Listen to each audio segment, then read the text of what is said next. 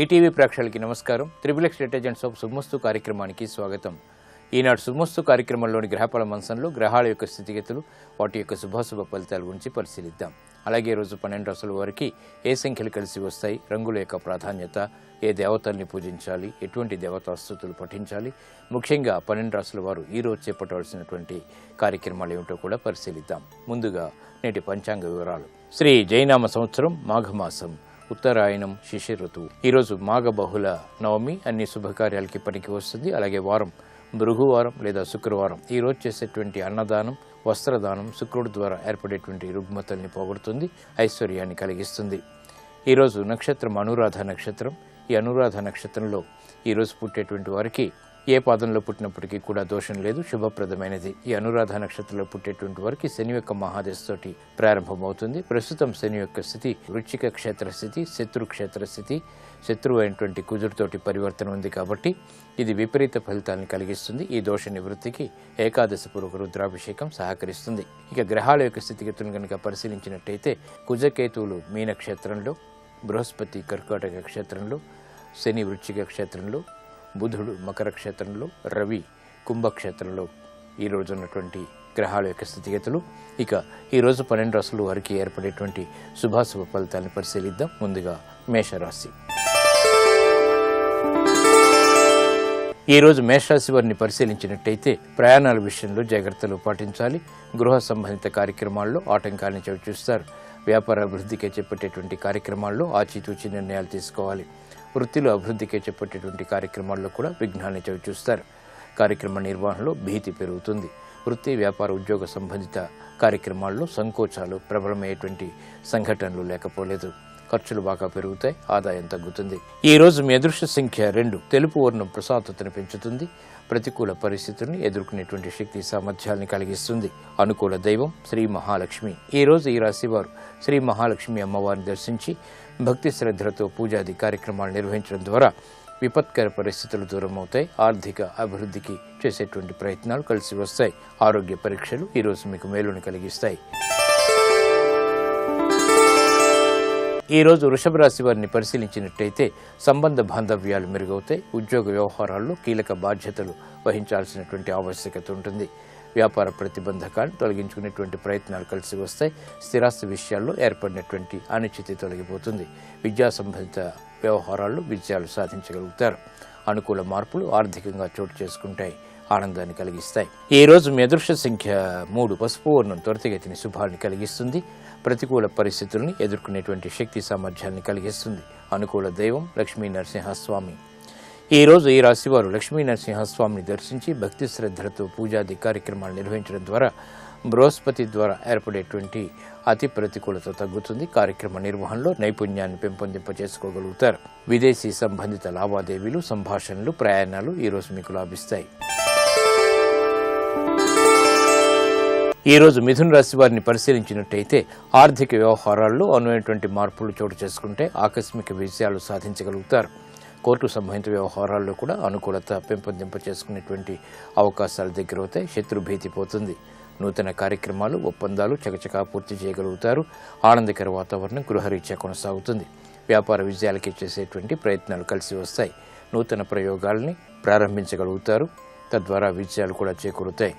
ప్రయాణాల ద్వారా లబ్ధి చేకూరుతుంది. ఆరోగ్యం పదిలం. ఈ రోజు మీ అదృష్ట సంఖ్య 5. ఆకుపచ్చ వర్ణం రక్షణకి దోహదపడుతుంది. ప్రతికూల పరిస్థితుల్ని దూరం చేస్తుంది. అనుకూల దైవం శ్రీ మహావిష్ణువు. ఈ రోజు ఈ రాశి వారు శ్రీ మహావిష్ణువుని దర్శించి భక్తి శ్రద్ధలతో పూజాది కార్యక్రమాలు నిర్వహించడం ద్వారా ఆర్థిక ప్రయోజనాలు వేగవంతంగా దగ్గరవుతాయి.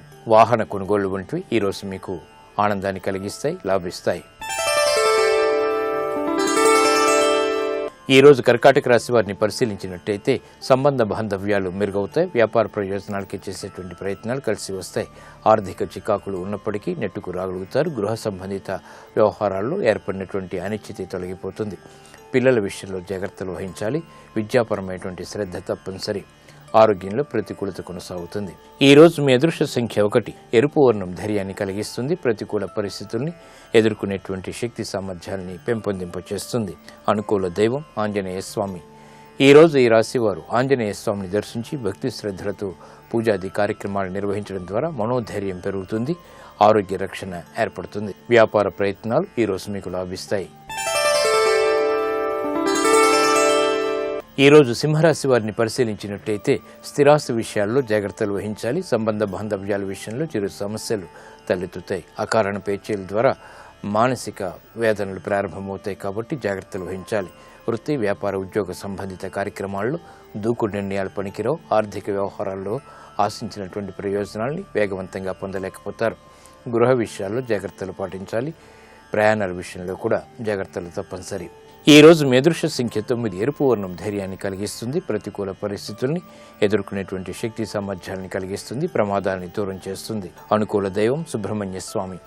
ఈ రోజు ఈ రాశి వారు సుబ్రహ్మణ్య స్వామిని దర్శించి భక్తి శ్రద్ధలతో పూజాది కార్యక్రమాలు నిర్వహించడం ద్వారా రుణ ఒత్తిళ్లు తగ్గుతాయి. ఆర్థిక వ్యవహారాల్లో ఏర్పడినటువంటి పేచీలు దూరమవుతాయి. ఆరోగ్య పరీక్షలు ఈరోజు మీకు మేలును కలిగిస్తాయి. ఈ రోజు కన్యారాశి వారిని పరిశీలించినట్టయితే సంబంధ బాంధవ్యాల విషయంలో జాగ్రత్తలు వహించాలి. వ్యాపార ప్రయోజనాలను సాధించగలుగుతారు. కోర్టు సంబంధిత వ్యవహారాలు చిరు సమస్యలు ఏర్పడినప్పటికీ అంతిమ విజయాలు సాధించగలుగుతారు. విద్యాపరమైనటువంటి వ్యవహారాల్లో చిరు సమస్యలు కొనసాగుతాయి. ఆర్థిక ప్రయోజనాన్ని సాధించడానికి చేసేటువంటి ప్రయత్నాలు కలిసి వస్తాయి. ఆరోగ్య విషయంలో ప్రతికూలత తగ్గుతుంది. ఈ రోజు మీ అదృష్ట సంఖ్య 3. పసుపు వర్ణం త్వరితగతిని శుభాల్ని కలిగిస్తుంది. ప్రతికూల పరిస్థితిని దూరం చేస్తుంది. ఆనంద వార్తని దగ్గర చేస్తుంది. అనుకూల దైవం దక్షిణామూర్తి. ఈ రోజు ఈ రాశి వారు దక్షిణామూర్తి స్వామిని దర్శించి భక్తి శ్రద్ధలతో పూజాది కార్యక్రమాలు నిర్వహించడం ద్వారా తెలివైన నిర్ణయాలు, తద్వారా విజయాలు దగ్గరవుతాయి. ఆధ్యాత్మిక కార్యక్రమాలు ఈరోజు మీకు లాభిస్తాయి. ఈ రోజు తులారాశి వారిని పరిశీలించినట్టయితే సంబంధ బాంధవ్యాల విషయంలో జాగ్రత్తలు వహించాలి. శత్రువులపై విజృంభించగలుగుతారు. నూతన కార్యక్రమాల విషయంలో విఘ్నాలు కొనసాగుతాయి. ఆర్థిక వ్యవహారాల్లో ఆచితూచి నిర్ణయాలు తీసుకోవాలి. దూకుడు నిర్ణయాల ద్వారా సమస్యలు ఎదురవుతాయి కాబట్టి జాగ్రత్తలు వహించాలి. గృహ విషయాల్లో ఆశించినటువంటి ప్రయోజనాల్ని ఆలస్యంగా పొందగలుగుతారు. ఉద్యోగ సంబంధిత కార్యక్రమాల్లో జాగ్రత్తలు పాటించాలి. ఈ రోజు మీ అదృష్ట సంఖ్య 5. ఆకుపచ్చ వర్ణం రక్షణకి దోహదపడుతుంది. ప్రతికూల పరిస్థితులను దూరం చేస్తుంది. అనుకూల దైవం మహాకాళి. ఈ రోజు ఈ రాశి వారు మహాకాళి అమ్మవారిని దర్శించి భక్తి శ్రద్ధలతో పూజాది కార్యక్రమాలు నిర్వహించడం ద్వారా గ్రహ అతి ప్రతికూలతని దూరం చేసుకోగలుగుతారు. స్థిరాస్తి విక్రయాలు ఈరోజు మీకు అనుకూలిస్తాయి. ఈ రోజు వృశ్చిక రాశి వారిని పరిశీలించినట్టయితే వ్యాపార దక్షత కలిగి ఉంటారు. చేపట్టేటువంటి కార్యక్రమాలు ప్రోత్సాహాన్ని కలిగిస్తాయి. శ్రమ అధికంగా ఉన్నప్పటికీ ఆనందకర వాతావరణం కొనసాగుతుంది. ఆరోగ్య రక్షణ ఏర్పడుతుంది. నూతన కార్యక్రమాల్లో బాధ్యతలు బాగా పెరుగుతాయి. వృత్తి, వ్యాపార, ఉద్యోగ సంబంధిత కార్యక్రమాల్లో ప్రాధాన్యతని సంతరించుకోగలుగుతారు. ఆనందకర వాతావరణం అన్ని రంగాల వారికి దగ్గరవుతుంది. ఈ రోజు మీ అదృష్ట సంఖ్య 2. ఎరుపు వర్ణం ధైర్యాన్ని కలిగిస్తుంది. ప్రతికూల పరిస్థితులను దూరం చేస్తుంది. అనుకూల దైవం మహాగణపతి. ఈ రోజు ఈ రాశి వారు మహాగణపతిని దర్శించి భక్తి శ్రద్ధలతో పూజాది కార్యక్రమాలు నిర్వహించడం ద్వారా ఏలినాటి శని ద్వారా ఏర్పడేటువంటి వ్యయాన్ని నియంత్రించగలుగుతారు. ఉద్యోగ ప్రయత్నాలు ఈరోజు మీకు లాభిస్తాయి. ఈ రోజు ధనుస్సు రాశి వారిని పరిశీలించినట్టయితే మానసిక ధైర్యం పెరుగుతుంది. చేపట్టేటువంటి కార్యక్రమాలపై పట్టు బిగించగలుగుతారు. అవమానకర సంఘటనల్ని నెట్టుకు రాగలుగుతారు. వృత్తి, వ్యాపార, ఉద్యోగ సంబంధిత కార్యక్రమాల్లో దీక్షతో కూడినటువంటి కార్యక్రమ నిర్వహణ, తద్వారా ఆశించినటువంటి ప్రయోజనాలు పొందగలుగుతారు. గృహ విషయాల్లో శాంతి సౌఖ్యాలు కొనసాగుతాయి. నూతన కార్యక్రమాలని గృహరీత్యా చేపట్టగలుగుతారు. విద్యాపరమైనటువంటి వ్యవహారాల్లో ఏర్పడినటువంటి చిక్కులు వీడిపోతాయి. ఈ రోజు మీ అదృష్ట సంఖ్య 3. పసుపు వర్ణం త్వరితగతిని శుభాల్ని కలిగిస్తుంది. ఆర్థిక వ్యవహారాల్లో విజయాన్ని తెచ్చిపెడుతుంది. అనుకూల దైవం ఈశ్వరుడు. ఈ రోజు ఈ రాశి వారు శివాలయాన్ని దర్శించి ఈశ్వరుడికి అభిషేకాది కార్యక్రమాలు నిర్వహించడం ద్వారా గ్రహ అతి ప్రతికూలతని దూరం చేసుకోగలుగుతారు. మానసిక ధైర్యం పెరుగుతుంది. వ్యాపార ప్రయత్నాలు ఈరోజు మీకు లాభిస్తాయి. ఈ రోజు మకర రాశి వారిని పరిశీలించినట్టయితే మానసిక ధైర్యం పెరుగుతుంది. దూకుడు నిర్ణయాల ద్వారా విజయాలు సాధించగలుగుతారు. ఆశించినటువంటి ప్రయోజనాలు వ్యాపారరీత్యా పొందగలుగుతారు. వృత్తి, వ్యాపార, ఉద్యోగ సంబంధిత కార్యక్రమాల్లో సాహస నిర్ణయాలకు ఉపక్రమించగలుగుతారు. ఆరోగ్యం బాగుంటుంది. చేపట్టేటువంటి కార్యక్రమాలు ప్రోత్సాహాన్ని కలిగిస్తాయి. విద్యాపరమైనటువంటి వ్యవహారాల్లో విజయాలు తథ్యం. ఈ రోజు మీ అదృష్ట సంఖ్య 6. తెలుపు వర్ణం ప్రశాంతతను పెంచుతుంది. ప్రతికూల పరిస్థితులను దూరం చేస్తుంది. అనుకూల దైవం శ్రీ మహాలక్ష్మి. ఈ రోజు ఈ రాశి వారు శ్రీ మహాలక్ష్మి అమ్మవారిని దర్శించి తెల్లటి పుష్పాలతో పూజాది కార్యక్రమాలు నిర్వహించడం ద్వారా సంతోష వార్తలు వింటారు. గృహ సంబంధిత కార్యక్రమాలు ఈ రోజు మీకు లాభిస్తాయి. ఆనందాన్ని కలిగిస్తాయి. ఈ రోజు కుంభరాశి వారిని పరిశీలించినట్టయితే సంభాషణల విషయంలో జాగ్రత్తలు వహించాలి. ఆరోగ్య విషయంలో కూడా జాగ్రత్తలు పాటించాలి. కోర్టు సంబంధిత వ్యవహారాల్లో చుక్కెదురు పరిస్థితులు విస్మయాన్ని కలిగిస్తాయి. నూతన బాధ్యతల ద్వారా సమస్యలు ఎదురయ్యేటువంటి సంఘటనలు లేకపోలేదు. ఉద్యోగ వ్యవహారాల్లో దూకుడు నిర్ణయాలు పనికిరావు. గృహ సంబంధిత కార్యక్రమాలు సామాన్యం. ఈ రోజు మీ అదృష్ట సంఖ్య 2. తెలుపు వర్ణం ప్రశాంతతను పెంచుతుంది. ప్రతికూల పరిస్థితుల్ని దూరం చేస్తుంది. అనుకూల దైవం ఆంజనేయ స్వామి. ఈ రోజు ఈ రాశి వారు ఆంజనేయ స్వామిని దర్శించి భక్తి శ్రద్ధలతో పూజాది కార్యక్రమాలు నిర్వహించడం ద్వారా గ్రహ అతి ప్రతికూలతని దూరం చేసుకోగలుగుతారు. శుభ పరిణామాలు చోటు చేసుకుంటాయి. ఆరోగ్య పరీక్షలు ఈ రోజు మీకు మేలుని కలిగిస్తాయి. ఈ రోజు మీనరాశి వారిని పరిశీలించినట్టయితే సంబంధ బాంధవ్యాలు మెరుగవుతాయి. ఆరోగ్య ప్రతికూలత కూడా తగ్గుతుంది. ఆనందకర వాతావరణం అన్ని రంగాల వారికి దగ్గరవుతుంది. ఉద్యోగ వ్యవహారాల్లో ప్రాధాన్యతను సంతరించుకోగలుగుతారు. వ్యాపార ప్రయోజనాన్ని సాధించగలుగుతారు. ఆత్మవిశ్వాసం పెరుగుతుంది. గృహ విషయాల్లో ఆనందకర సంఘటనలు చోటు చేసుకుంటాయి. పిల్లల ద్వారా ఆనందం లభిస్తుంది. ఆర్థిక అభివృద్ధి ఆనందాన్ని కలిగిస్తుంది. ఈ రోజు మీ అదృష్ట సంఖ్య 5. ఆకుపచ్చ వర్ణం రక్షణకి దోహదపడుతుంది. ఆహ్లాద పరిస్థితుల్ని ఆహ్వానిస్తుంది. అనుకూల దైవం శ్రీ మహాలక్ష్మి. ఈ రోజు ఈ రాశి వారు శ్రీ మహాలక్ష్మి అమ్మవారిని దర్శించి భక్తి శ్రద్ధలతో పూజాది కార్యక్రమాలు నిర్వహించడం ద్వారా ఆర్థిక ప్రయోజనాల్ని వేగవంతంగా సాధించగలుగుతారు. ఆర్థిక లావాదేవీలు, సంభాషణలు, ప్రయత్నాలు ఈ రోజు మీకు లాభిస్తాయి. ఇప్పుడు ఆరోగ్యం ఆయుర్వేద వంశంలో అనారోగ్య సమస్యలకు ఆయుర్వేద పరిష్కార మార్గాలు తెలుసుకుంటారు.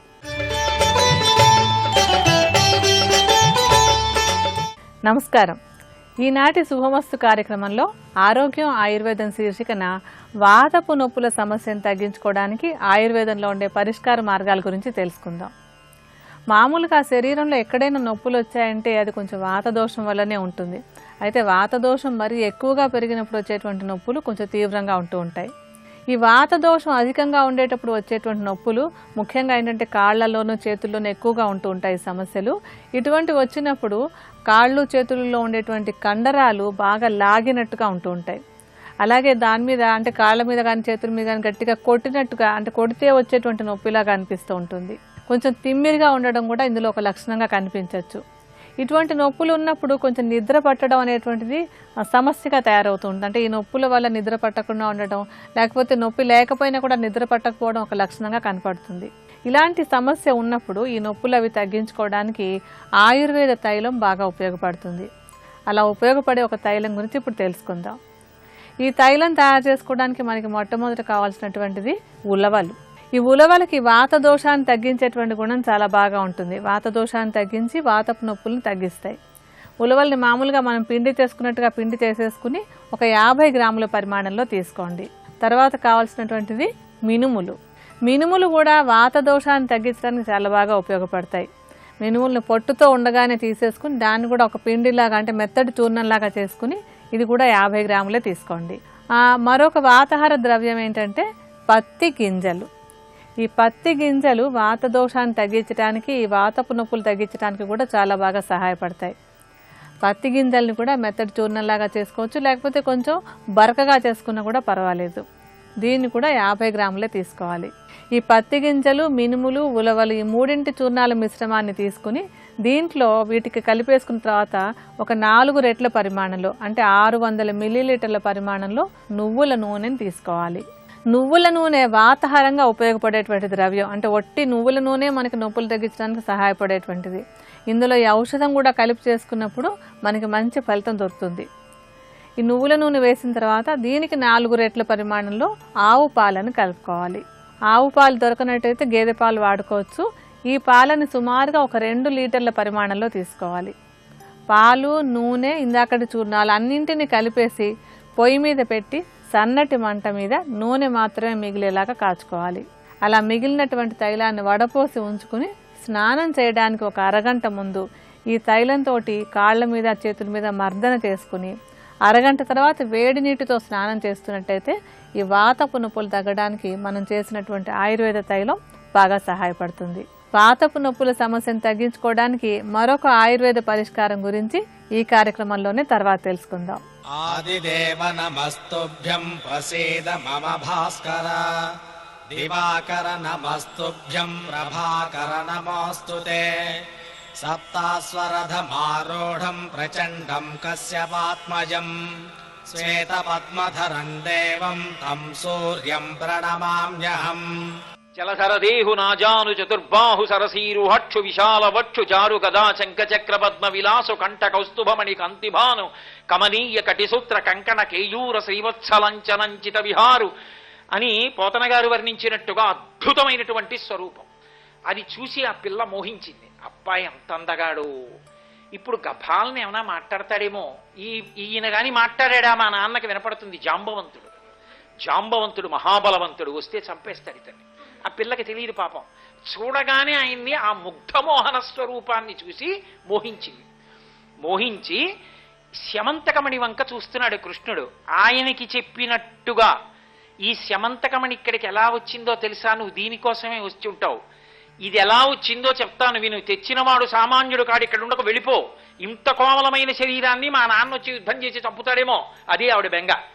అందుకని ఏడుస్తున్న పిల్లవాడికి ఊయల ఊపుతూ పాడుతూ చెప్పినట్టుగా చెప్పింది ఆవిడంది. సింహ ప్రసేనమవధీహి సింహో జాంబవతాహత సుకుమార కమారోధీహి తవ హ్యేషా స్యమంతక అంది. వినాయక వ్రతకల్పంలో కథంతా చదవక్కర్లేదు, ఈ ఒక్క శ్లోకమే చదువుకున్నా చాలు. ఇదొకటే చదవమని చెప్పారు. ఎందుకనంటే ఆవిడ చెప్పింది సింహ ప్రసేనమవధీహి, సింహం ప్రసేనుణ్ణి చంపింది. సింహో జాంబవతాహత, ఆ సింహాన్ని జాంబవంతుడు చంపాడు.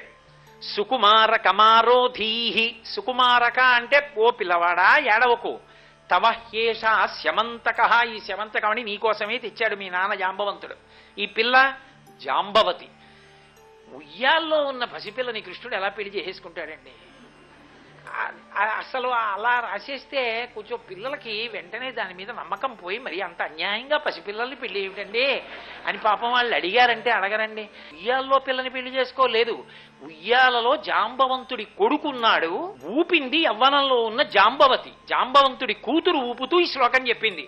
సుకుమార కమారోధీహి, ఓ తమ్ముడా పిల్లవాడా ఏడవకురా, తవ హ్యేషా శమంతక, శమంతకమని నీకేరా అంది. పైకి పిల్లవాడిని ఊపుతూ తమ్ముడికి చెప్తున్నట్టుంది. ఇది ఎవరికి చెప్పింది? కృష్ణుడికి చెప్తోంది. శమంతకమని ఇలా వచ్చిందని అర్థమైంది, లోపల జాంబవంతుడు ఉన్నాడని. 21 రోజులు యుద్ధం జరిగింది ఇద్దరికి. అప్పుడు అర్థమైంది ఆయనకి. మెల్లిగా జాంబవంతుడి బలం తగ్గుతోంది, కృష్ణుడి బలం పెరుగుతోంది. మల్ల యుద్ధంలో ఆయన స్పర్శ వల్ల జ్ఞాపకానికి వచ్చింది. చిరంజీవిత్వాన్ని ఇచ్చాడు. రామావతార పరిసమాప్తి చేస్తూ 5 వానరులకు ఇచ్చాడు. ఆ 5 వానరాల్లో నేను ఒకడిని, జాంబవంతుడు కూడా ఒకడు. బ్రహ్మగారి అంశతో పుట్టినవాడు, దీర్ఘాయుష్మంతుడు, చిరంజీవి. ఆ రోజులలో త్రేతాయుగంలో కోరుకున్నాను, ఒక్కసారి రాముణ్ణి కౌగిలించుకుంటే బాగుండని. ఎందుకంటే ఆయన రూపం అలా ఉంటుంది. పుంసామోహర రూపాయ పుణ్యశ్లోకాయ మంగళం. పురుషులు మోహిస్తారు ఆయన్ని. కానీ అడిగితే బాగుండదని ఊరుకున్నాను. కానీ నా మనసులో కోరిక కనిపెట్టాడు. ఇప్పుడు తీర్చడానికి 21 రోజులు కింద మీద పడి కలియబడ్డాం, కౌగిలించుకున్నాం. అర్థమైంది, ఆనాడు నన్ను అనుగ్రహించిన రాముడే కృష్ణుడిగా వచ్చాడని. మహానుభావ, నా బలం తగ్గిపోయింది, నాకు అర్థమైంది నువ్వు రామచంద్ర ప్రభువే అని. వెంటనే శమంతకమణిని కృష్ణ భగవానుడికి జాంబవతిని కూడా ఇచ్చి పంపించాడు. అప్పుడు జాంబవతిని తీసుకుని ఇంటికి వచ్చాడు. కథ ఎందుకు అయిపోతుంది? సూర్యుడి మాట ఉంది ఏమని, అంతర్బహి శౌచములు లేనటువంటి వాళ్ళ యందు శమంతకమణి సక్రమంగా ఉండదు. కాబట్టి ఇప్పుడు నీలాపనిందలు పోగొట్టుకోవడానికి కృష్ణుడు తీసుకొచ్చి సత్రాజిత్తుకి ఇచ్చేశాడు. మహానుభావ, ఇదిగో నీ శమంతకమని ఇప్పటికైనా నమ్ముతావా అని. చాలా సంతోషమయ్యా అని అది పుచ్చుకుని, నాకు ఒక్కతే కూతురు సత్యభామ, ఈమెని ఇస్తున్నాను, ఈమెతో పాటు మణిని ఇచ్చేస్తున్నాను, కొడుకులు ఎలాగో లేరు, అల్లుడే కొడుకు, ఇచ్చేస్తున్నానని శమంతకమణిని ఇచ్చాడు. చాలు చాలు నాయన, ఒక్కసారి అడిగినందుకు ఇంత ఉపద్రవం వచ్చింది, మణి నీ దగ్గరే పెట్టుకో, ఎప్పటికో వస్తుందిగా, మాకు వారసత్వంలో వచ్చినప్పుడు చూద్దాం, ఇది నువ్వు దగ్గర పెట్టుకో, భామ నాకు చాలని భామని స్వీకరించాడు. శమంతకమణి ఊరుకుంటుందా? సూర్యుడి మాట లేదు అక్కడ. ఈలోగా పాండవులు లక్క ఇంట్లో కాలిపోయారు అని వార్త వచ్చింది. కృష్ణుడికి తెలియదు వాళ్ళు బతికున్నారని, తెలుసు. అయినా బాహ్యంలో ధృతరాష్ట్రుణ్ణి ఓదార్చడానికి వెళ్ళినట్టు హస్తినాపురానికి వెళ్ళాడు. ఈయన ధృతరాష్ట్రుడి దగ్గరికి వెళ్ళిన సమయం చూసి 3 సమావేశమయ్యారు. అక్రూరుడు, శతధన్వుడు, కృతవర్మ. వీళ్ళు 3 యాదవులు. వీళ్ళు 3 సత్యభామని అడిగారు, సత్రాజిత్తుని మాకిచ్చి పెళ్లి చేయమని అడిగారు 3. అప్పటికి ఆయన కృష్ణుడు శమంతకమణి ఇవన్నీ వస్తాయనుకోలేదు. మీ ముగ్గురులో ఎవరో వాళ్ళకి తప్పకుండా ఇస్తారేవో అంటుండేవాడు. ముగ్గురు అలా నోరు తెరిచి కూర్చున్నారు, మనకి ఎవరికో వాళ్ళకి ఇస్తాడులే అని. అకస్మాత్తుగా శమంతకమణి ఈ అల్లరంతా జరిగి కృష్ణుడు తెచ్చి శమంతకమణి ఇవ్వడంతో సత్యభామని కృష్ణుడికి ఇచ్చి చేసేశాడు. వీళ్ళు ముగ్గురు శత్రువులయ్యారు. మనకిస్తానన్న పిల్లని మన ముగ్గురులో ఎవరికో ఒకళ్ళకి ఇవ్వలేదు, ఇవ్వకుండా తీసుకెళ్లి కృష్ణుడికి ఇచ్చాడు. ఇంతటి మహాభక్తుడు అక్రూరుడు గాంధిని యొక్క కుమారుడు. ఏం మాటలు కాదు. ఎందుకంటే గాంధిని పుట్టినప్పుడు కాశీరాజు గారి భార్యకి పుట్టింది ఆవిడ. పుట్టినప్పుడు ఆవిడ బయటికి రాలా. బయటికి రాకపోతే తండ్రి ఇల్లు అడిగాడు, అమ్మాయి అన్నాళ్ళకి బయటికి రావేమమ్మా, 12 నెలలు అయిపోయాయి కదా అన్నాడు. అంటే నాన్న ఒక ఏడాది పాటు రోజు ఓ గోవును దానం చేయి, అప్పుడు బయటకు వస్తానండి. అలా దానం చేస్తే బయటకు వచ్చింది కాబట్టి, గోదానం వల్ల పుట్టిన పిల్ల కాబట్టి గాంధిని అని పేరెట్టాడు తండ్రి. ఆమెకి పుట్టిన కొడుకు అక్రూరుడు. అందుకని మహాభక్తుడు పుట్టుక చేత. భాగవతంలో అక్రూరుడి గురించి వర్ణిస్తూ నమస్కారానికి ప్రతినిధిగా చెప్తారు. శ్రవణం కీర్తనం విష్ణోః స్మరణం పాదసేవనం అర్చనం వందనం దాస్యం సఖ్యం ఆత్మ నివేదనం అని నవవిధ భక్తులు.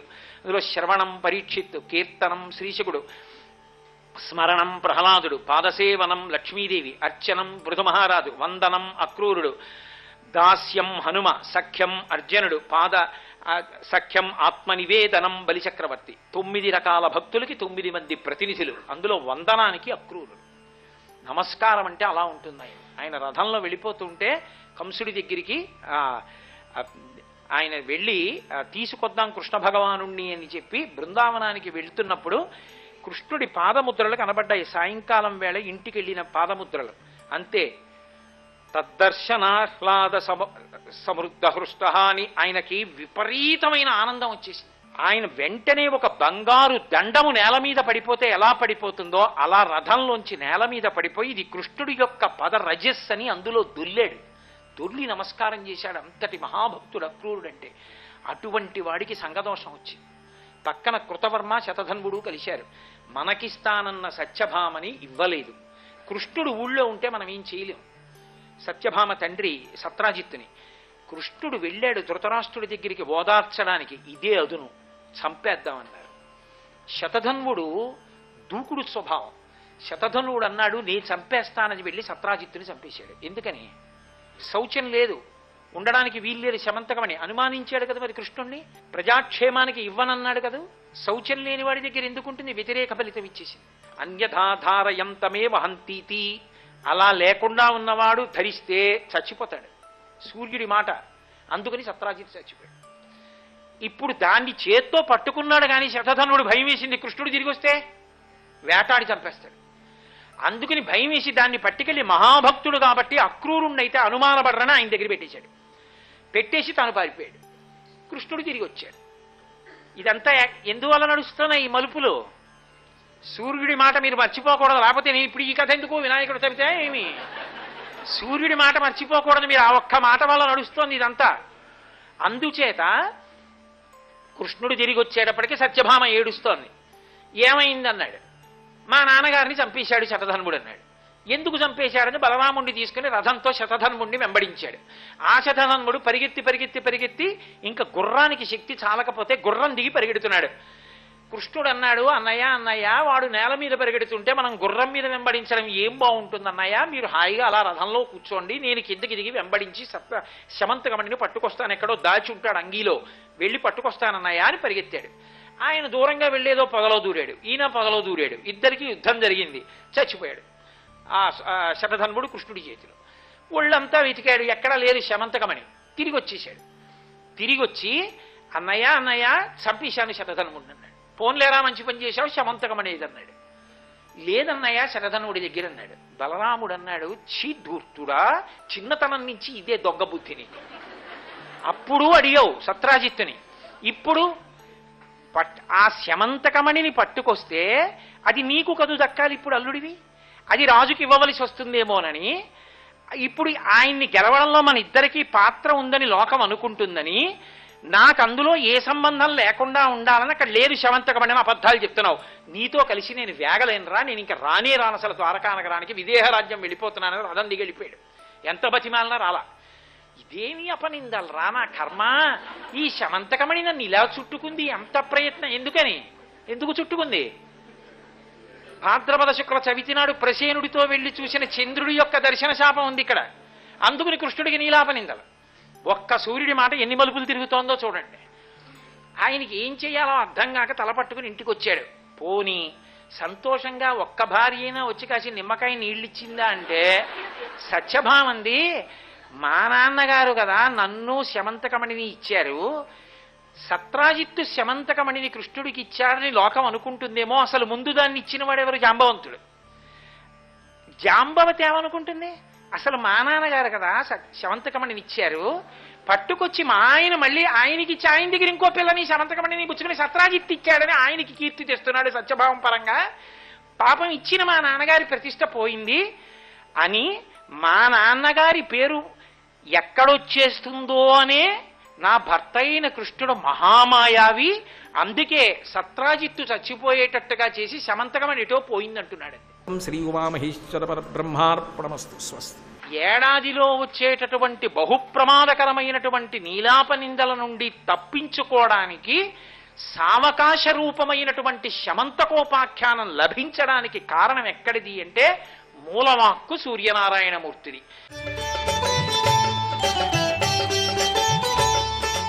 వాతపు నొప్పుల సమస్యను తగ్గించుకోవడానికి మరొక ఆయుర్వేద పరిష్కార మార్గం గురించి తెలుసుకుందాం.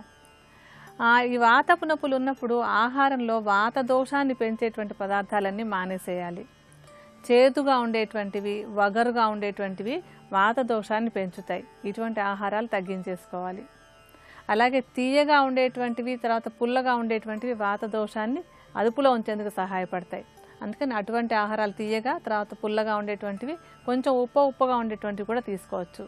అలాగే ఎండిపోయినటువంటి ఆహార పదార్థాలు అంటే మనకి వేఫర్స్, చిప్స్ అవి ఉంటాయి కదా, అటువంటి ఆహార పదార్థాలు వాత దోషాన్ని పెంచుతాయి కనుక వాటిని మానేసేయాలి.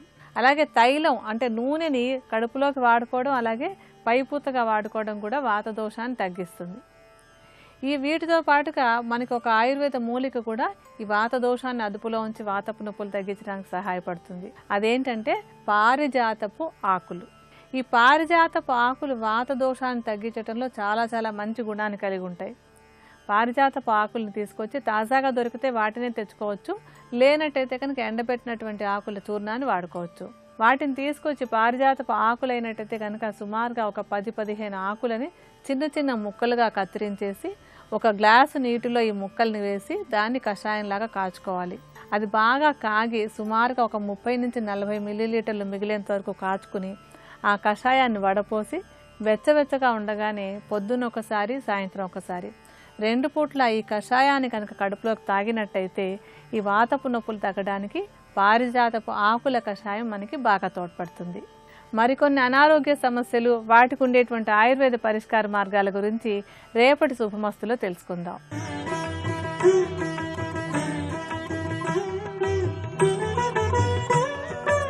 త్రిబుల్-X డిటర్జెంట్ సోప్ శుభమస్తు కార్యక్రమంలో శుభయోగం శీర్షికకి స్వాగతం. ఈ శీర్షికన విద్యార్థులు విద్యలలో విశేషంగా రాణించటానికి, ఉన్నత విద్యలలో పోటీ పరీక్షలలో అత్యున్నత స్థాయిలో రాణించటానికి అష్టలక్ష్ములలో విద్యాలక్ష్మీదేవిని ఏ విధంగా ఆరాధన చేయాలో పరిశీలిద్దాం. విద్యార్థులు విద్యలలో విశేషంగా రాణించటానికి విద్యాలక్ష్మీదేవిని పూజించే తరుణంలో ఆకుపచ్చని రంగు వస్త్రాలను ధరించి విద్యాలక్ష్మీదేవిని పూజించాలి. గృహంలో, పూజా మందిరంలో పూజాపీఠం మీద ఒక తెలుపు రంగు వస్త్రాన్ని ఏర్పాటు చేయాలి. తెలుపు రంగు వస్త్రాన్ని పూజాపీఠం మీద ఉంచటానికి ముందు ఆ పూజాపీఠం మీద బియ్యపు పిండితో స్వస్తిక్ గుర్తు వేయాలి.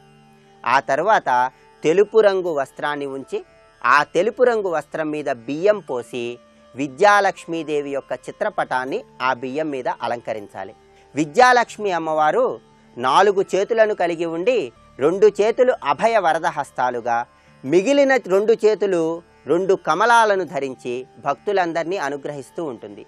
ఈ విధంగా 2 చేతులు అభయ వరద హస్తాలుగా కలిగి ఉండి మిగిలిన 2 చేతులలో కమలాలను ధరించి ఉన్నటువంటి విద్యాలక్ష్మి అమ్మవారి యొక్క చిత్రపటాన్ని పూజా మందిరంలో తెలుపు రంగు వస్త్రం మీద ఆ బియ్యం పైన ఉంచి తెల్లటి పుష్పాలతో పూజించాలి. అలాగే విద్యాలక్ష్మి అమ్మవారిని మీరు తెలుపు రంగు పుష్పాలతో పూజిస్తున్న తరుణంలో ఓం ఐం నమః అనేటటువంటి మంత్రాన్ని జపిస్తూ పూజ చేసినట్లయితే విద్యాలక్ష్మీదేవి యొక్క అనుగ్రహాన్ని చాలా సులభంగా పొందవచ్చు.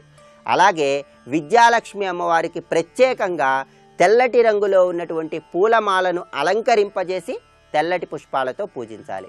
అష్టలక్ష్ములలో విద్యాలక్ష్మీదేవికి 9 ఒత్తుల దీపం అంటే ఎంతో ప్రీతిపాత్రం. అందువల్ల విద్యాలక్ష్మి అమ్మవారికి 9 ఒత్తులు వేసి ఆవు నెయ్యితో దీపాన్ని వెలిగించాలి. అదేవిధంగా విద్యాలక్ష్మి అమ్మవారికి పటిక బెల్లం, పేలాలు, రేగి పండ్లు, అరటి పండ్లు, అటుకులు నివేదన చేసి ఆ తర్వాత దాన్ని ప్రసాదంగా స్వీకరించినట్లయితే విద్యాలక్ష్మీదేవి యొక్క అనుగ్రహాన్ని చాలా సులభంగా పొందవచ్చు. విద్యాలక్ష్మి అమ్మవారికి పూజ చేస్తున్న తరుణంలో విద్యాలక్ష్మీదేవి యొక్క అనుగ్రహాన్ని సులభంగా పొందటానికి ఆ తల్లికి 5 ఒత్తులతో హారతి ఇవ్వాలి. అంటే 5 ఒత్తులను తీసుకొని ఆ ఒత్తులను ఆవు నెయ్యిలో తడిపి ఆ 5 ఒత్తులతో పంచహారతి ఇచ్చినట్లయితే విద్యాలక్ష్మి అమ్మవారి యొక్క అనుగ్రహాన్ని సులభంగా పొందవచ్చు.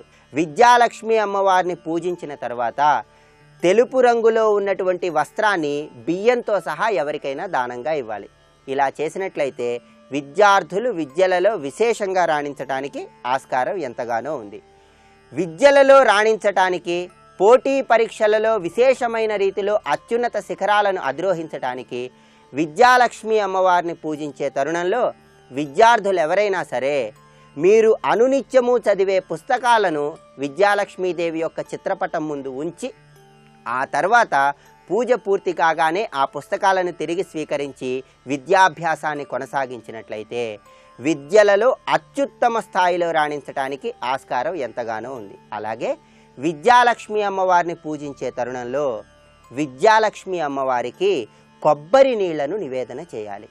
అలా కొబ్బరి నీళ్లను అమ్మవారికి నివేదన చేసిన తర్వాత మీ అరచేతిని ఆ కొబ్బరి నీళ్ల మీద ఉంచి ఓం ఐం వాణ్యై స్వాహ అని 108 సార్లు జపించి ఆ తర్వాత అరచేతిని తీసి గ్లాసులో ఉన్న కొబ్బరి నీటిని స్వీకరించాలి. ఇలా చేసినట్లయితే విద్యాలక్ష్మీదేవి యొక్క ఐం అనే అక్షరంలో ఉన్న శక్తి మొత్తం కూడా మీలోకి ప్రవేశించి విద్యాలక్ష్మీదేవి యొక్క అనుగ్రహం ద్వారా అద్భుతమైన జ్ఞాపక శక్తిని పెంపొందింపజేయటానికి, పోటీ పరీక్షలలో విశేషమైన రీతిలో రాణించటానికి, ఉన్నత విద్యాభ్యాసానికై చేసే ప్రయత్నాలలో వినూత్నమైన రీతిలో సఫలీకృతం కావటానికి ఆస్కారం ఎంతగానో ఉంది. అందువల్ల విద్యార్థులు ఎవరైనా సరే ప్రత్యేకంగా విద్యాలక్ష్మీదేవి యొక్క అనుగ్రహాన్ని పొందటానికి తెలుపు రంగు పుష్పాలతో ఆ తల్లిని పూజించండి. ఆ తల్లిని పూజించేటప్పుడు ఆకుపచ్చటి రంగు వస్త్రాలను ధారణ చేయండి. ఆ తల్లికి ప్రీతిపాత్రమైనటువంటి తెలుపు రంగు పదార్థాలను నివేదన చేయండి. వాటితో పాటు నెయ్యితో వండినటువంటి పదార్థాలను, సీతాఫలాన్ని కూడా ఆ తల్లికి నివేదన చేసి దాన్ని ప్రసాదంగా స్వీకరించండి.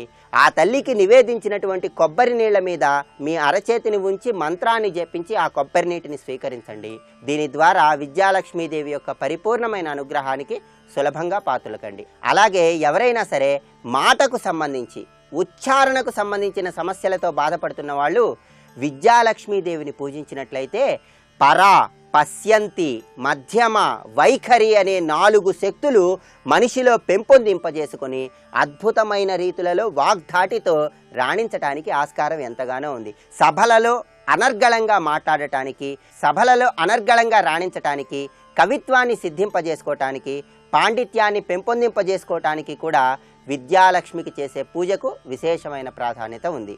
ఇంకా అష్టలక్ష్ములలో ఏ లక్ష్మిని ఏ విధంగా పూజిస్తే ఎటువంటి సత్ఫలితాలు కలుగుతాయో వచ్చే శుక్రవారం శుభమస్తు కార్యక్రమంలో శుభయోగం శీర్షికన తెలుసుకుందాం.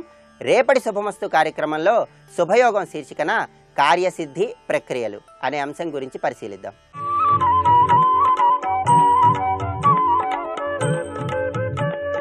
ఈటీవీ ప్రేక్షకుల నమస్కారం. XXX డిటర్జెంట్ సోప్ శుభమస్తు కార్యక్రమంలో నక్షత్ర యోగానికి స్వాగతం. నక్షత్ర యోగము, అదృష్ట సిద్ధి ఈ అంశంలో జ్యేష్ఠ నక్షత్రం 3వ పాదంలో జన్మించిన వారి స్వభావం, వారి భవిష్యత్తు, వారికి ఉన్న లక్షణాల గురించి మనం పరిశీలించేద్దాం. బహుమిత్ర ప్రధానశ్చ కవిర్దాంతో విచక్షణ జ్యేష్ఠ జాయతో ధర్మరతో జాయతే సర్వజన పూజిత. 3వ పాదంలో జన్మించడం ద్వారాగా లాభము కలుగుతోంది. ఏకాదశ పాదం అది. అంటే ఏకాదశంలో కుంభంలో వచ్చిన పాదం అది. కాబట్టి 3వ పాదం ఏకాదశంలో ఉండటం లాభానికి సంకేతం. సర్వజన పూజిత, అందరి చేత పూజింపబడతారు. ధర్మరత, బహుమిత్ర ప్రధానశ్చ, ఎక్కువ మంది మిత్రులు కలిగి ఉంటారు, అందరిలోకి ప్రధానులై ఉంటారు. కవి దాంత, దానగుణముతో పాటుగా కవులై ఉంటారు. విచక్షణ పరహ, విచక్షణతో కూడి ఉంటారు. ఇక్కడ కూడా శని అధిపతి, కానీ ఇక్కడున్నటువంటి శని కుంభశని, లాభానికి సంకేతంగా ఉన్న అమృత కలశ స్వరూపుడైనటువంటి శని. కుంభం అంటే అమృత కలశం, అదృష్టానికి ప్రతీక. జ్యేష్ఠ నక్షత్రం అదృష్ట యోగాలకి పరాకాష్ఠ రాజయోగం. ప్రధానమంత్రి, రాష్ట్రపతి, పైన చక్రవర్తి, సామ్రాట్, సర్వజ్ఞుడు, స్వరాట్, భూమండలం మొత్తాన్ని పరిపాలించే శక్తి, దానికంటే మించినటువంటి శక్తి ఈ జ్యేష్ఠ నక్షత్రం 3వ పాదంలో ఏర్పడుతుంది. దేన్నైనా వశం చేసుకోవచ్చు. ఎందుకని? అన్ని కర్మలకి శని మూలం, మంచి చెడులకి శని మూలం, సుఖ దుఃఖాలకి శని మూలం, కష్టానికి శని మూలం. కష్టం తొలగితే శని అనుగ్రహం ఉంటే కష్టాలు తొలగి సుఖాలు వస్తాయి. శ్రమ చేసి ఫలితాల్ని అనుభవిస్తాము. ఇవన్నీ 3వ పాదంలో సహజ సిద్ధంగా ఉన్నాయి. పరిపాలించే రాజలక్షణం ఉన్నది, కింద కూర్చొని పనిచేసే శ్రమ ఉన్నది, సేవకా లక్షణాలు ఉన్నాయి. రెండూ ఒక్క చోట ఉండటం చాలా కష్టం. రెండూ ఉన్నటువంటి పాదం మరి మకరంలో లేదా? అది సహజమైన కర్మస్థానం. కర్మ విచక్షణ జ్ఞానం ఉన్నప్పటికీ కూడా చుట్టూ ఉన్నటువంటి పరిసర ప్రభావాలకు లోనై కర్మని ఆచరించటంలో మనకి వివేకం కోల్పోయే స్థితి వస్తుంది. చిన్నపిల్లల్లో చిన్నపిల్లలుగా, పెద్దవారిలో పెద్దవారుగా, గొప్పవారిలో గొప్పవారిగా ఉండే లక్షణం ఈ కుంభశనిలో కనపడుతుంది. తెలివితేటల్ని ప్రదర్శించి వాటిని ఉపయోగించే లక్షణం కూడా ఇక్కడ కనపడుతోంది. కించిత్ భోగవాన్, అయితే సహజంగా ఉండేటటువంటి భోగములు, ఐశ్వర్యము తక్కువగా ఉంటాయి. ఎందుకని? పరిపాలనా సామర్థ్యము, అలాగే అందరిలో గొప్పవారు కావాలనే తపనతో ముందుకెళ్లటంతో ఐశ్వర్యం పైన దృష్టి ఉండదు. విద్య పైన, విజ్ఞానం పైన, జ్ఞానం పైన అమితమైన పట్టుంటుంది. ధర్మం పైన పట్టుంటుంది. స్వార్థ బుద్ధి కూడా ఉంటుంది. స్వార్థ చింతనతో పైకి వస్తారు. ఉదార స్వభావులై ఉంటారు. జన్మతః అదృష్టవంతులై ఉంటారు. ఆరోగ్యవంతులై ఉంటారు. జాగ్రత్తల గురించి బాగా తెలిసినటువంటి గొప్పవారు. సాక్షాత్తు వెంకటేశ్వర స్వామి వారు ఈ పాదానికి అధిపతిగా ఉన్నారు కనుక ఆ స్వామిని పద్మావతి సమేతుడిగా దర్శించినా, సేవించినా, పూజించినా మనకి శుభము అదృష్టము సిద్ధిస్తుంది. శనివారం అదృష్టవారంగా స్వీకరించాలి. మనం చేసే సంకల్పము, మనం చేసే పని శనివారం నాడు ప్రారంభించేట్టుగా చూసుకోవాలి. అలాగే లేలేత నీలి రంగు వస్త్రములు శనివారం నాడు ధరించినా, శనివారం నాడు సాక్షాత్తు ఆంజనేయ స్వామి వారిని లేదా వెంకటేశ్వర స్వామి వారిని దర్శించిన శుభప్రదమైనటువంటి ఆలోచనలతో జీవితంలో విజయాలు సాధించడానికై ఉద్యుక్తులవుతారు. విజయాలను వశం చేసుకుంటారు. రేపటి శుభమస్తు కార్యక్రమంలో జ్యేష్ఠ నక్షత్రం 4వ పాదంలో జన్మించిన వారి సహజ లక్షణాలు, వారి స్వభావాలు ఏ విధంగా ఉంటాయో పరిశీలన చేద్దాం. ఇప్పుడు ఆరోగ్యము యోగా అనే శీర్షికన అనారోగ్య సమస్యల నివారణకై ఉపకరించే కొన్ని యోగాసనాల్ని పరిశీలన చేద్దాం. ముఖంపై మొటిమల నివారణకు సర్పాసనం ఉపకరిస్తుంది. ముఖంపై మొటిమలు ఆహార విహారాల లోపాల వల్ల, ముఖ పరిశుభ్రత లోపించటం వల్ల, కాలుష్యం వల్ల, అధిక కొవ్వు పదార్థాల్ని ఆహారంలో తీసుకోవటం వల్ల ముఖంపై మొటిమలు వచ్చే అవకాశం ఉంది. మొటిమల నివారణకు సర్పాసనం మంచి పరిష్కారం. నేలపై మోకాళ్ల మీద కూర్చోవాలి. తరువాత 2 కాళ్ళు చాపాలి. 2 కాళ్ళు వెనక్కి చాపి ఉన్న స్థితిలో 2 భుజాల మీద నుంచి 2 వైపులా తల తిప్పి చూడాలి. ఈ ఆసనం వల్ల ముఖానికి చక్కటి వ్యాయామం చేకూరుతుంది.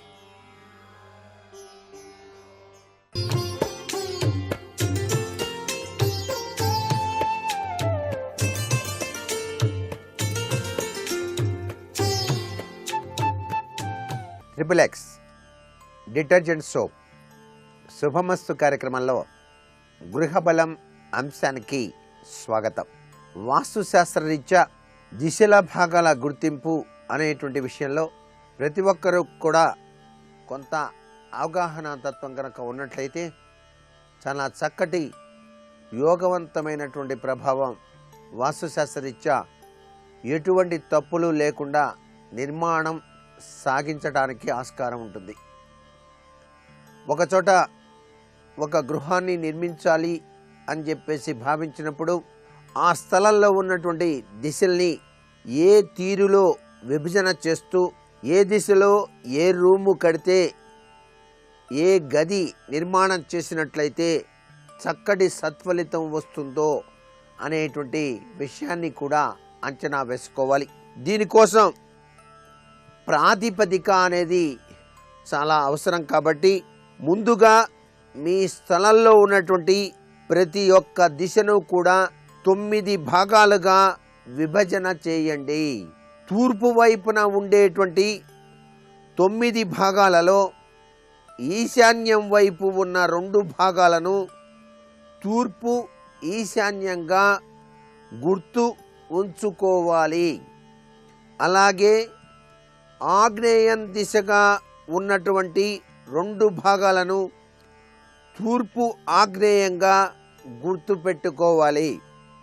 మిగిలినవి 6 భాగాలను తూర్పు భాగాలుగా ఉంచుకోవాలి. ఉత్తరం వైపు ఉండేటువంటి స్థలాన్ని ఈశాన్యం వైపు నుండి 2 భాగాలుగా విభజించి ఉత్తర ఈశాన్యంగా గుర్తించాలి. అలాగే వాయవ్యం వైపు ఉన్నటువంటి 2 భాగాలను ఉత్తర వాయువ్యంగా గుర్తించాలి. మిగిలిన భాగాలను ఉత్తర భాగాలుగా గుర్తించాలి. అలాగే పడమర వైపు ఉన్న స్థలంలో వాయువ్యం దిశగా ఉండేటువంటి 2 భాగాలను పడమర వాయువ్యంగా గుర్తిరగాలి. నైరుతి వైపు ఉండేటువంటి 2 భాగాలని కూడాను పడమర నైరుతిగా గుర్తుపెట్టుకోవాలి. అన్ని భాగాలలాగానే ఇందులో కూడా మిగిలినటువంటి భాగాలను పడమర భాగాలుగా గుర్తించాలి.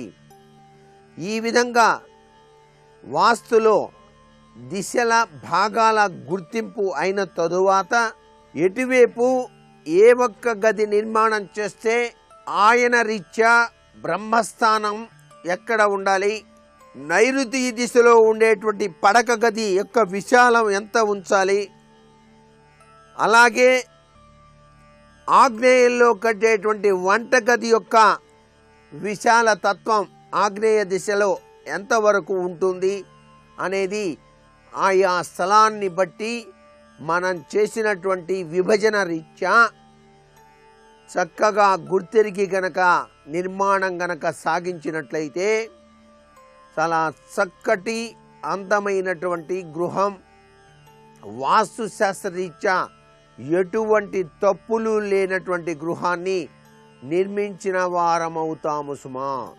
అందుచేతనే ఒక గృహాన్ని కట్టేటప్పుడు తప్పనిసరిగా కొలతలు అనేటువంటివి తీసుకొని ఆ కొలతల రీత్యా నిర్మాణాత్మకమైనటువంటి ఒక అద్భుతవంతమైనటువంటి పద్ధతి ప్రకారంగా గృహ నిర్మాణాన్ని గనక చేపట్టినట్లయితే గృహము చాలా చక్కగాను ఎటువంటి వాస్తు దోషం లేకుండా మనం నిర్మాణం చేసుకోవడానికి ఆస్కారం ఎంతగానో ఉంటుంది. ఎవరి భావాలకు తగ్గట్టుగా వారు చాలా చక్కటి గృహాల్ని నిర్మించుకోవటానికి ఈ దిశల విభజన అనేటువంటిది చాలా అవసరం. అయితే ఈ దిశల్లో గదులు ఎక్కడెక్కడ ఉంటే ఎటువంటి సత్ఫలితాన్ని ప్రసాదిస్తుంది వాస్తుశాస్త్ర రీత్యా అనేటువంటి విషయాన్ని కూడా తెలుసుకోవాలి. ఈశాన్యం తూర్పున పూజ గదికి ప్రత్యేకంగా నిర్మాణం చేసుకోవటం చాలా మంచిది. భగవంతుడు ప్రసాదించిన అమృతవరం గృహం అనేటువంటిది. ఆ స్వామి అనుగ్రహం వల్లే గృహం కట్టే యోగం కలిగింది కాబట్టి మొట్టమొదటిసారిగా కృతజ్ఞతలు చెప్పాల్సింది పరమేశ్వరుడికి కదా. ఆయన కోసం ఒక ప్రత్యేకమైనటువంటి గదిని నిర్మాణం చేస్తే తప్పేంటి. తర్వాత తూర్పు పడమర స్థానాల్లో ఆ యొక్క దిశల్లో స్నానాల గదులు అనేటువంటివి కేటాయించండి. ఇష్టం వచ్చినట్టుగా స్నానాల గదులు నిర్మాణం చేయడానికి వీల్లేదు. ఆ యొక్క ఇంటిని బట్టి ఏ దిశలో కట్టినట్లయితే చక్కటి యోగవంతమైన వాస్తుశాస్త్రరీత్యా సరిపోతుందో తెలుసుకొని నిర్మాణం చేయాలి. దేవుని గది ఏ దిశలో ఉన్నప్పటికీ పూజ చేసేటువంటి వారు మాత్రం తూర్పు వైపు మాత్రం, ఉత్తర వైపు మాత్రం చూస్తూ కూర్చొని పూజ చేసేదిగా ఉండాలి. కాబట్టి ఆ తీరులో మీరు నిర్మాణం చక్కగా మీ పూజా మందిరాన్ని అమర్చుకోవాల్సిన పరిస్థితి ఎంతైనా ఉంది. ఇక ఆగ్నేయంలో వంటగది సామాన్యం. ప్రతి ఒక్కరూ కూడా ఆగ్నేయంలోనే వంటగది ఏర్పాటు చేయాలి. వాస్తుశాస్త్రంలో వంటగది అనగానే ఆగ్నేయం అని చెప్పేసి. దక్షిణ వాయువ్య దిశల్లో బాత్రూమ్స్ అనేటువంటివి ఉంచుకోవచ్చు, నష్టం ఏమీ లేదు. ఈ యొక్క దిశల్లో వీలు పడనటువంటి వారు దక్షిణ ఆగ్నేయ దిశల మధ్య తూర్పు గోడ ఆనకుండా బాత్రూమ్స్ని నిర్మాణం చేసుకోవచ్చు. పడమర ఉత్తర దిశల్లో భోజనాల గది అనేటువంటిది ఏర్పాటు చేసుకోవాలి. భోజనాల గది ఎప్పుడు ఎటువైపు ఉండాలి అనేటువంటి విషయంలో ఈ దిశలు గుర్తుపెట్టుకోవాలి. పడమర ఉత్తర దిశల్లో భోజనం చేయటం, భోజనాల గది చాలా ఉత్తమంగా చెప్తాం. పశ్చిమ నైరుతి దిశల్లో స్టడీ రూమ్స్, అలాగే వాయువ్య గది పిల్లల చదువుకునే గదిగా కూడా ఏర్పాటు చేసుకోవచ్చు. నైరుతి భాగంలో గది నిర్మించకపోతే దక్షిణ పశ్చిమ దిశల్లో గుర్తించినటువంటి ఆ గదుల్లో ఉత్తర దిశగా నైరుతి భాగంలో కనుక ఎటువంటి గది కనుక నిర్మించకపోయినట్లయితే దక్షిణ పశ్చిమ దిశల్లో నిర్మించినటువంటి గదుల్లో ఉత్తర దిశగా చూస్తుండేలా బీరువాలు, ఐరన్ సేఫ్లు పెట్టుకొని దానిలో వస్తువుల్ని ఉంచుకునేటువంటి ఏర్పాటు చేసుకోవచ్చు. ఇది దిశల యొక్క ప్రభావరీత్యా వారి గృహంలో అమర్చుకునేటువంటి వస్తువుల విషయంలో పాటించవలసిన నియమాలు ఈ విధంగా ఉన్నాయి. మరికొన్ని ముఖ్య విషయాలు రేపటి శుభమస్తు కార్యక్రమంలో తెలుసుకుందాం. ఇప్పుడు ఆరోగ్యం యోగా అనే శీర్షికన అనారోగ్య నివారణ సమస్యలకు ఉపకరించే కొన్ని యోగాసనాలు ఏమిటో చూద్దాం. ద్విహస్తబంధ త్రికోణ ఆసనం మొటిమల నివారణకు మంచి పరిష్కారం. నేలపై మోకాళ్ల మీద కూర్చుని తలను మెల్లగా నేలకు తాకించాలి. ఆ తర్వాత మోకాళ్లు ఎత్తాలి. వీపును 2 చేతులతో బంధించాలి. ఈ ద్విహస్తబంధ త్రికోణ ఆసనం సాధనం వల్ల ముఖానికి, ముఖ కండరాలకు మంచి వ్యాయామం అందుతుంది. ద్విహస్తబంధ త్రికోణాసనం సాధనం వల్ల ముఖ కండరాలు చైతన్యవంతమవుతాయి. ముఖభాగంలోని మాలిన్యాలు, స్వేదగ్రంథులు తొలగి మొటిమలు నివారణ చెందుతాయి.